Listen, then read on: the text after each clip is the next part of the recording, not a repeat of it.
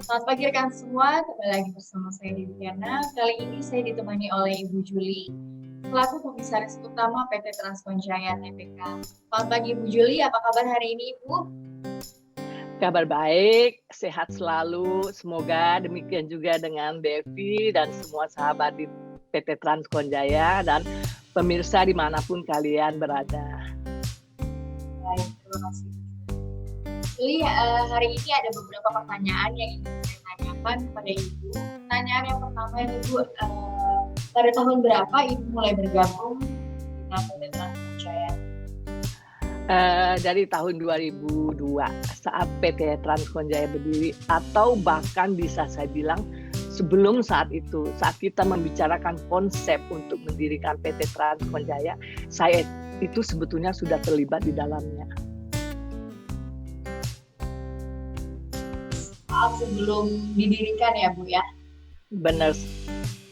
Sejak awal Ibu sudah ada ya? Sudah terlibat dalam diskusi konsep mengenai PT yang akan kita dirikan. Menarik. Kemudian untuk pertanyaan berikutnya, bisa diceritakan Ibu perjalanan Ibu selama di PT Transkonjaya? Oh, dari awal berdirinya PT Transkonjaya, saya itu sudah menjabat sebagai komisaris utama hingga saat ini. Jadi saya tuh bisa melihat dan juga bisa merasakan perkembangan Transkon itu dari tahun ke tahun. Seperti diketahui dari tahun 2002, kami hanyalah sebuah perusahaan pemasok suku cadang dan aksesoris untuk perusahaan pertambangan. Tahun 2006 kita mulai rental light vehicle. Terus di tahun 2011 kita tambah usaha baru sebagai internet service provider untuk daerah Kalimantan. Terus di tahun 2015 kita expand bisnis kita keluar wilayah Kalimantan. Dan dari tahun 2020 kita menjadi public listed company. Jadi kalau saya melihat di sini, setiap 4 atau 5 tahun itu selalu ada satu kemajuan signifikan yang dicapai oleh PT Transkonjaya Tbk. Jadi dari awal Ibu sudah mengikuti ya Bu ya? Benar. Kemudian Bu, pertanyaan berikutnya, bagaimana tanggapan Ibu selaku Komisaris Utama PT Transkonjaya dalam memanajemen PT Transkonjaya Tbk setelah publik? Saya rasa tidak banyak berbeda ya sebelum dan sesudah menjadi public listed company. Karena selama ini seperti kalian ketahui PT Transkonjaya itu sudah memiliki teamwork yang cukup baik dan solid. Semua sudah berjalan sesuai dengan peraturan pemerintah. Good corporate governance juga sudah diterapkan. Prinsip-prinsip perusahaan juga sudah kita jalankan dengan baik. Jadi bisa dibilang kita itu sebetulnya sudah memenuhi persyaratan sebagai perusahaan terbuka. Jadi yang beda di sini ini ya sebagai perusahaan terbuka ya formalitas dan laporannya disesuaikan dengan persyaratan yang perusahaan TBK.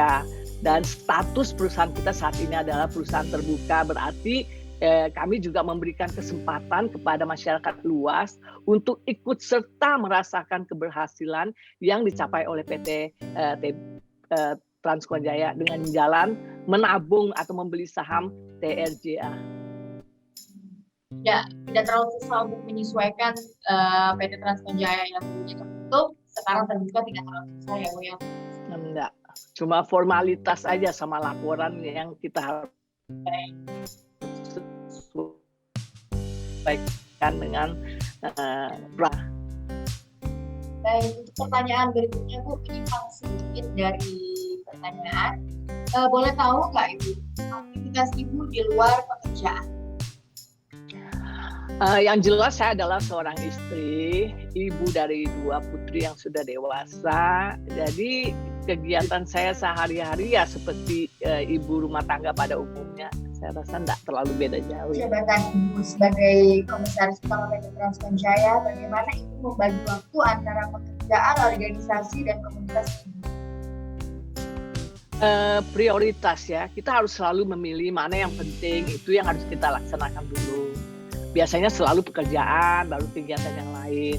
Dan selaku Komisaris Utama PT Transkonjaya, tugas utama saya biasanya adalah mengawasi kinerja kerja perusahaan. Dan selama ini PT Transkonjaya sudah berjalan dengan baik dan sangat solid, satu sama lain saling mendukung, sehingga pengawasan yang saya lakukan tidak terlalu sulit.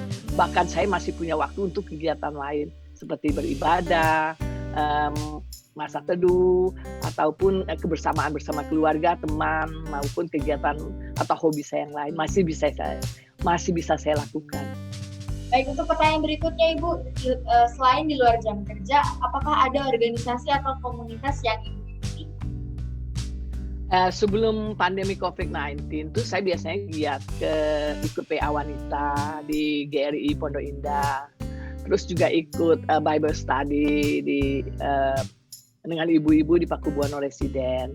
Saya suka nge-gym, biasanya saya suka ikut yoga class, Zumba class, aquarobic, atau jalan-jalan pagi bersama sesama ibu penghuni Pakubuwono Residen. Tapi untuk saat ini semua itu nggak bisa dilaksanakan, karena saat ini kegiatan kebanyakan dilaksanakan lewat Zoom in. Cukup banyak kegiatan yang Ibu ikuti ya Bu ya? Ya lumayan lah. Baik, untuk pertanyaan berikutnya Ibu, apakah ada hal yang menginspirasi Ibu sehingga membentuk karakter Ibu seperti saat ini dan sedikit bagikan khususnya terhadap kita yang sedang menonton tayangan ini? Yang jelas ayah dan ibu saya ya selalu mengajarkan kita untuk bersyukur atas berkat dan karunia dari Tuhan, bekerja dengan baik, penuh dedikasi, tanggung jawab penuh. Jadi kalau saya dikasih tugas, saya akan bertanggung jawab penuh terhadap tugas yang diberikan. Jadi kalau bagi saya sendiri, integritas sama trustworthy itu dua hal yang harus kita jaga dengan baik di dalam kehidupan kita sehari-hari. Jangan cepat putus asa atau jangan cepat menyerah, selalu berusaha. Kalau kita gagal, itu bukan akhir dari segala-galanya, tapi hanyalah keberhasilan yang tertunda. Karena segala sesuatu atau sesuatu yang besar itu bisa juga dimulai dari hal yang kecil. Sedangkan sebagai orang tua, untuk kedua putri kami, saya selalu memberikan kasih sayang dan pendidikan. Karena saya percaya kalau kedua hal itu dimiliki mereka, nggak ada orang yang bisa mengambilnya dari mereka. Selamanya selalu ada bersama mereka, pendidikan dan kasih sayang itu. Juga saya tidak pernah meragukan kemampuan mereka. Kalau saya bilang sih bersyukur yang banyak. Kalau kita sudah terima berkat dari Tuhan, semoga kita semua juga di sini bisa menjadi berkat untuk sesama kita. Dari Ibu adalah selalu bersyukur ya Ibu ya kepada Tuhan. Betul, amin.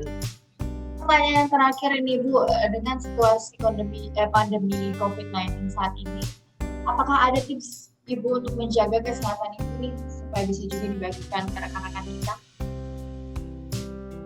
Oh, yang pasti itu selalu mematuhi protokol kesehatan dari pemerintah ya, seperti jaga jarak, pakai masker, cuci tangan, olahraga, terus makan makanan bergizi. Tapi bagi saya yang tidak kalah pentingnya dalam hal ini adalah bersyukur. Kembali lagi ke bersyukur dan juga positive thinking, karena universe ini selalu mensupport apa yang kita inginkan. Kalau kita menginginkan sesuatu yang positif, itu juga yang akan terjadi dengan kita. Jadi bersyukur dan bersyukur.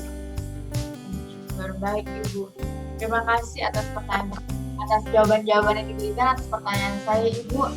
Apakah Ibu ada kalimat penutup Bu?